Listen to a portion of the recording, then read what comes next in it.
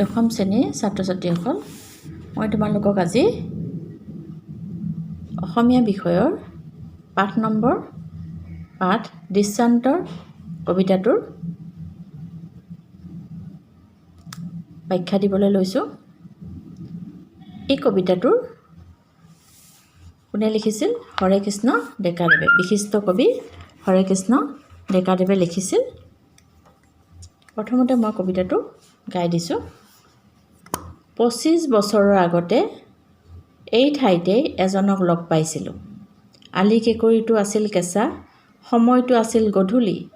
তেওঁ নমঙলা মুখত বিচাৰি ফুৰিছিল নিজৰ ঘৰৰ পদূলি।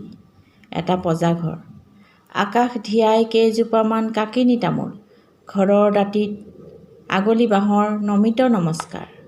পূৰ্ণ জোনৰ লুণ্ঠনৰ পোহৰতো কুকুৰিকণা মানুহজনে নিজৰ ঘৰ বিচাৰি পোৱা নাছিল। ওচৰত সহায় সাৰথি কেও নাছিল। মই যেতিয়া তেওঁৰ হাতত ধৰি তেওঁক আগুৱাই দিছিলোঁ, কৈছিল বৰ শান্তিত আছোঁ এই প্ৰজাতিত।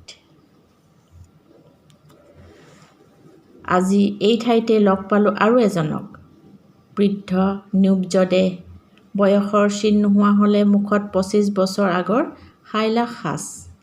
7মহলীয়া ঘৰৰ বাহিৰত তেওঁ ৰৈ আছিল। ওচৰে পাজৰে আন কেইবাটাও অট্টালিকা, এটাতকৈ আনটোৰ ৰূপচৰা।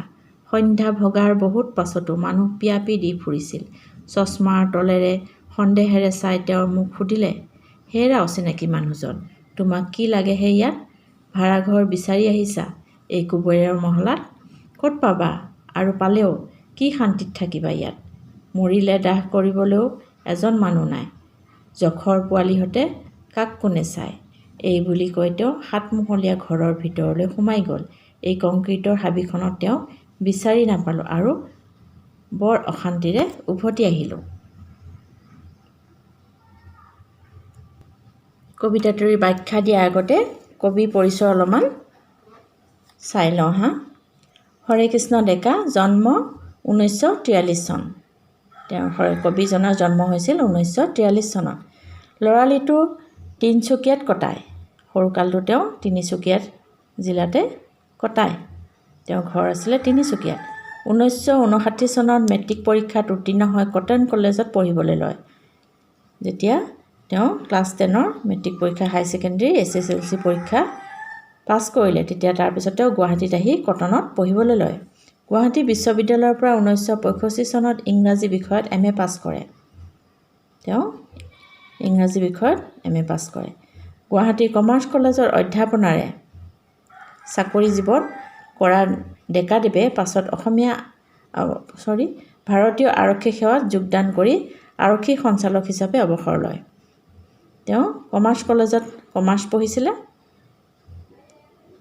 কমাৰ্চ কলেজত অধ্যাপনা কৰিছিলে। তেওঁ ইংৰাজীৰ MA যিহেতু পাছ কৰিছিলে, তেওঁ ইংৰাজীৰ লেকচাৰ হৈছিলে আৰু চাকৰি জীৱন তেনেকৈ কমাৰ্চ কলেজতে আৰম্ভ কৰি ভাৰতীয় আৰক্ষী সেৱাত, ইণ্ডিয়ান পুলিচ ছাৰ্ভিচ, তাত যোগ কৰি IPS অফিচাৰ হৈ আৰক্ষী সঞ্চালক হিচাপে অৱসৰ লয়।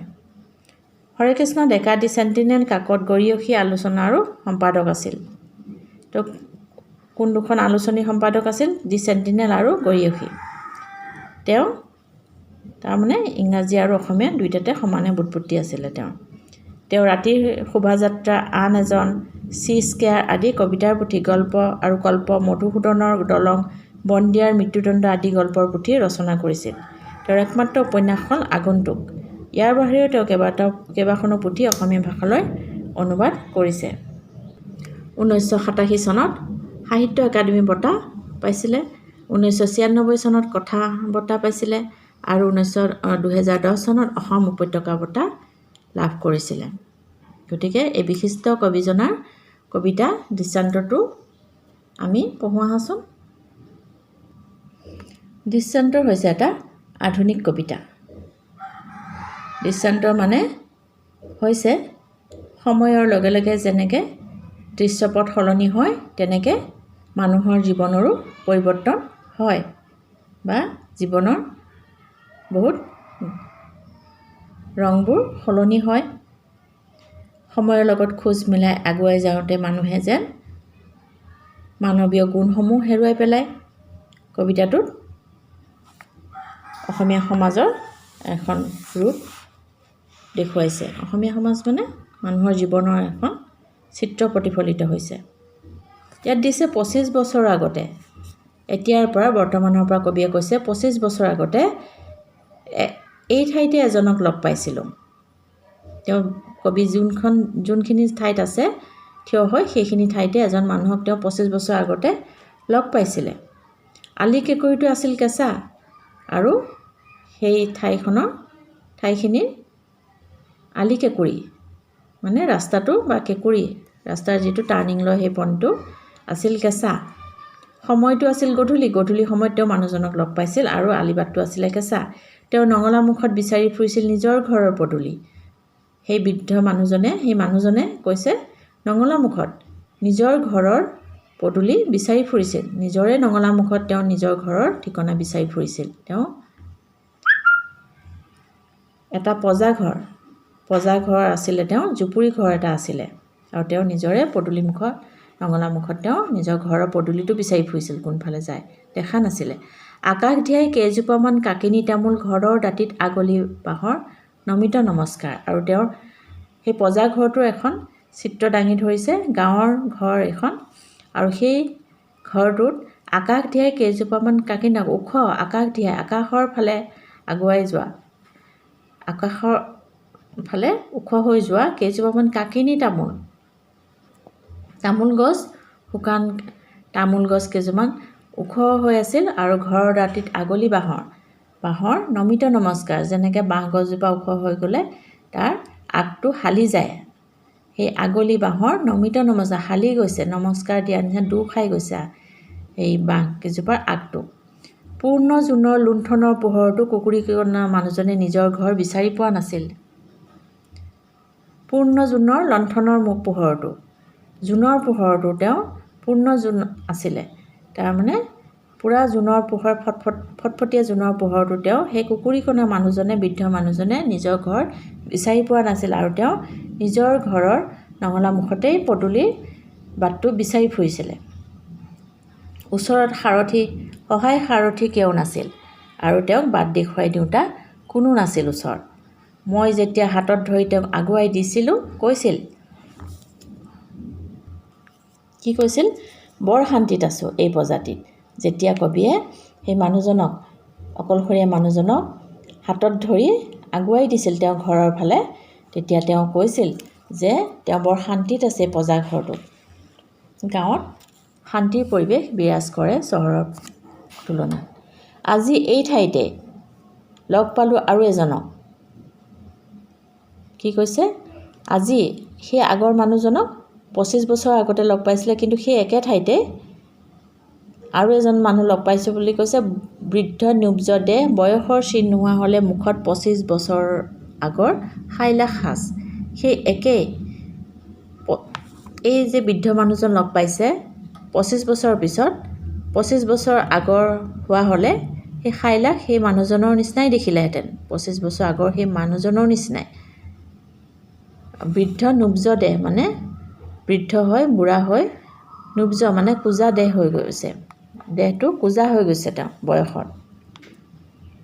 গতিকে 25 বছৰৰ পিছত এই কোজা মানুহজনক লগ পালে। সেই আগৰ মানুহজনেই 25 বছৰৰ পিছত কোজা হৈ গ'ল। সাতমহলীয়া ঘৰৰ বাহিৰত তেওঁ ৰৈ আছিল আৰু তেওঁৰ ঘৰটো আছিলে 7মহলীয়া বিল্ডিং, 7মহলীয়া অট্টালিকা আছিল আৰু তেওঁ সেই ঘৰত তেওঁ নিজৰ ঘৰৰ বাহিৰত ৰৈ আছিল। ওচৰে পাঁজৰে আন কেইবাটাও অট্টালিকা আৰু তেওঁৰ সেই আগৰ পজাঘৰটো নাই, এতিয়া তেওঁৰ ঘৰটো অট্টালিকা হ'ল আৰু তেওঁৰ কাষতো কেইবাটাও অট্টালিকা গঢ়ি উঠিছিল, নিৰ্মাণ হৈছিল। এটাতকৈ আনটোৰ ৰূপচৰা, ইটোতকৈ সিটোৰ ডিজাইন বেলেগ, ধুনীয়া ইটোতকৈ সিটোৰ মানে দেখিবলৈ বেছি সুন্দৰ অট্টালিকাবোৰ, বেছি ডিজাইন দিয়া, ৰং দিয়া বা তেনেকুৱা। সন্ধ্যা ভগাৰ বহুত পাছতো মানুহ পিয়াপি দি ফুৰিছিল আৰু যিহেতু অট্টালিকা, তেওঁ সেই আগৰ গাঁওখন নাই, এতিয়া তাতে অট্টালিকা হ'ল, ৰাস্তা ঘাট পকা হ'ল, টাউন হ'ল। আৰু তেতিয়া কি কৈছে, সন্ধ্যা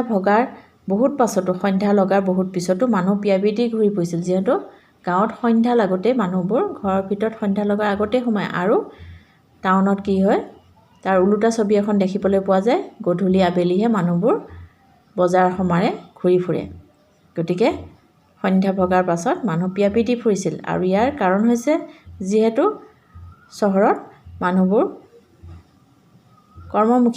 কৰ্মমুখী মানে চৰকাৰী চাকৰি কৰে বা বেচৰকাৰী প্ৰতিষ্ঠানসমূহত কাম কৰে গাঁৱত সেইখিনি সুবিধা নাই গতিকে গাঁৱত সন্ধ্যা লগাৰ আগতেই মানুহ ঘৰা-ঘৰি সোমায় কিন্তু টাউনত কি হয় যিহেতু 4টা-5টাৰ পিছত মানুহবোৰ আজৰি হয় গতিকে তেওঁলোকে সেই সময়ত সন্ধিয়া সময়খিনিতহে বজাৰে সমাৰে ঘূৰি ফুৰিব পাৰে বা ইঘৰে সিঘৰ ঘৰলৈ যাব পাৰে চশমাৰ তলেৰে সন্দেহেৰে চাই তেওঁ মোক সুধিলে হেৰা অচিনাকি মানুহজন তোমাক কি লাগে হে ইয়াত চশমাৰ তলেৰে পুৰা মানুহজনে কুজা বৃদ্ধ মানুহজনে চশমাৰ তলেৰে তেওঁ মোক সুধিলে আগতে চশমা লোৱা নাছিল আৰু এতিয়া মানুহজনে চশমা লৈছে বৃদ্ধ হৈছে যিহেতু তেওঁৰ চকুৰ ৰশ্মি কমি আহিছে আৰু তেওঁ কবিক সুধিলে হেৰা অচিনাকি মানুহজন তেওঁ কবিক চিনিয়ে পোৱা নাই তেওঁ অচিনাকি মানুহ বুলি ভাবিছে কবিক তেওঁ আগতে লগ পোৱাৰ কথাটো পাহৰি গ'ল তোমাক কি লাগে ইয়াত কি লাগে বুলি সুধিছে অচিনাকি মানুহ এজন ঘৰৰ আগত ৰৈ থাকিলে তেওঁ সন্দেহৰ চকুৰে চাইছে আৰু কি লাগে সুধিছে ভাড়াঘৰ বিচাৰি আহিছে এই কুবেৰৰ মহলাত এই কুবেৰৰ মহলাত কুবেৰ মানে ধন সম্পত্তিৰ গৰাকী মানে হিন্দু শাস্ত্ৰমতে ধন সম্পদৰ গৰাকী দেৱতাজনক কুবেৰ বুলি কয় আৰু তেওঁৰ এই কুবেৰৰ মহলাত মানে এই অট্টালিকাত কুবেৰৰ মহলা মানে এই অট্টালিকাবোৰৰ মানুহবোৰ সম্পদশালী ধনী তেওঁলোকৰ কোনো অভাৱ নাই কিন্তু তেওঁলোকে ধনবোৰ সাঁচি থৈ দিয়ে আৰু এই কুবেৰৰ মহলাত ভাড়াঘৰ বিচাৰি আহিছে বুলি সুধিছে সেইকাৰণে ক'ত পাবা আৰু পালেও কি শান্তিত থাকিবা ইয়াত কৈছে ভাড়াঘৰ ক'ত পাবা ইয়াতেতো ভাড়াঘৰ নাই আৰু পালেও কি শান্তিত থাকিবা ইয়াত কোনো শান্তি নাই বুলি কৈছে এই অট্টালিকাবোৰত কোনো শান্তি নাই প্ৰজাঘৰত যি শান্তি আছে এই অট্টালিকাত সেই শান্তি নাই মৰিলে দাহ কৰিবলৈও এজন মানুহ নাই ইয়াৰ মানুহবোৰ ইমানে স্বাৰ্থপৰ যে মানুহ মৰি গ'লেও চাবলৈও এজন মানুহ নাই বা দাহ কৰিবলৈ এজন মানুহ নাই অৰ্থাৎ চহৰৰ মানুহবোৰৰ কি কৈছে